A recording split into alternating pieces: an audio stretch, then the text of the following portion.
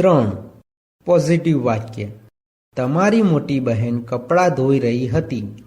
Negative વાક્ય. તમારી મોટી બહેન કપડાં ધોઈ રહી ન હતી. ઇન્ટ્રોગેટિવ વાક્ય. શું તમારી મોટી બહેન કપડાં ધોઈ રહી હતી? આપણે સૌ પ્રથમ આ વાક્યોમાં સબ્જેક્ટ, ઓબ્જેક્ટ અને વર્બ કોને કહેવાય તે જોઈએ. આ વાક્યમાં તમારી મોટી બહેન સબ્જેક્ટ છે, કપડાં ઓબ્જેક્ટ છે અને ધોવું વર્બ છે. હવે આપણે ફોર્મ્યુલા પ્રમાણે પોઝિટિવ વાક્યનું અંગ્રેજી વાક્ય બનાવતા શીખીશું. સબ્જેક્ટ એટલે કે તમારી મોટી બહેન. તમારી મોટી બહેનનું અંગ્રેજી યોર એલ્ડર સિસ્ટર થાય છે. વોઝ અથવા વેર. આ વાક્યમાં સબ્જેક્ટ તરીકે યોર એલ્ડર સિસ્ટર એક વચન નામ હોવાથી યોર એલ્ડર સિસ્ટરની સાથે વોઝ આવે છે. વર્બ એટલે કે ધોવું. ધોવુંનું અંગ્રેજી વોશ થાય છે. પરંતુ કન્ટિન્યુઅસ પાસ્ટ ટેન્સના એક્ટિવ વોઇસના વાક્યોમાં ક્રિયાપદના મૂળ રૂપને આઈએનજી પ્રત્યે લાગતો હોવાથી વોશનું વોશિંગ થાય છે. ઓબ્જેક્ટ એટલે કે કપડાં. કપડાનું અંગ્રેજી ક્લોથ્સ થાય છે.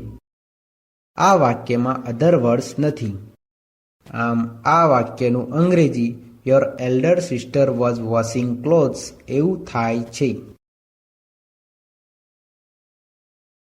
તેવી જ રીતે નેગેટિવ વાક્યનું અંગ્રેજી વાક્ય બનાવતા શીખીએ.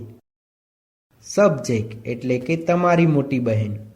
તમારી મોટી બહેનનું અંગ્રેજી યોર એલ્ડર સિસ્ટર થાય છે. વોઝ અથવા વેર. આ વાક્યમાં સબ્જેક્ટ તરીકે યોર એલ્ડર સિસ્ટર એક વચન નામ હોવાથી યોર એલ્ડર સિસ્ટરની સાથે વોઝ આવે છે. નોટનું નોટ. વર્બ એટલે કે ધોવું. ધોવુંનું અંગ્રેજી વોશ થાય છે. પરંતુ કન્ટિન્યુઅસ પાસ્ટ ટેન્સના એક્ટિવ વોઇસના વાક્યોમાં ક્રિયાપદના મૂળ રૂપને આઈએનજી પ્રત્યે લાગતો હોવાથી વોશનું વોશિંગ થાય છે. ઓબ્જેક્ટ એટલે કે કપડાં. કપડાનું અંગ્રેજી ક્લોથ્સ થાય છે. આ વાક્યમાં અધર વર્ડ્સ નથી. આમ આ વાક્યનું અંગ્રેજી your elder sister was not washing clothes એવું થાય છે. તેવી જ રીતે ઇન્ટ્રોગેટિવ વાક્યનું અંગ્રેજી વાક્ય બનાવતા શીખીએ. વોઝ અથવા વેર. આ વાક્યમાં સબ્જેક્ટ તરીકે યોર એલ્ડર સિસ્ટર એક વચન નામ હોવાથી યોર એલ્ડર સિસ્ટરની સાથે વોઝ આવે છે. સબ્જેક્ટ એટલે કે તમારી મોટી બહેન. તમારી મોટી બહેનનું અંગ્રેજી યોર એલ્ડર સિસ્ટર થાય છે.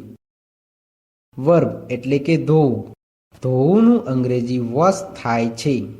પરંતુ કન્ટિન્યુઅસ પાસ્ટ ટેન્સના એક્ટિવ વોઇસના વાક્યોમાં ક્રિયાપદના મૂળ રૂપને આઈએનજી પ્રત્યે લાગતો હોવાથી વોશનું વોશિંગ થાય છે. ઓબ્જેક્ટ એટલે કે કપડાં. કપડાનું અંગ્રેજી ક્લોથ્સ થાય છે.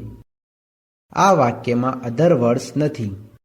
આ ઇન્ટ્રોગેટિવ વાક્ય હોવાથી વાક્યની પાછળ ક્વેશ્ચન માર્ક આવે છે. આમ આ વાક્યનું અંગ્રેજી was your elder sister washing clothes એવું થાય છે.